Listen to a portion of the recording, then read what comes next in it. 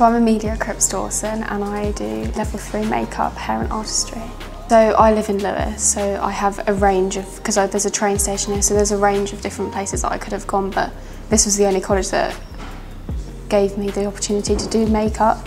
Like the surrounding colleges don't do the course that I wanted to do, so this is what I chose, Lewes. This year we did Phileas Fogg, and that was Jack the Ripper theme, and we had to do special effects for the people there, and the drama students at this college, they came and were our models, so we get to make them up and make them look scary. Yeah, because our teacher, she was a makeup artist before and she's worked on like sets before, so she keeps us up with the techniques and like how the industry would actually be. So she teaches us like what we need to do and how we need to act in front of people as well. Because I went to such a small school, literally a village, no houses there, just one school and like a shop.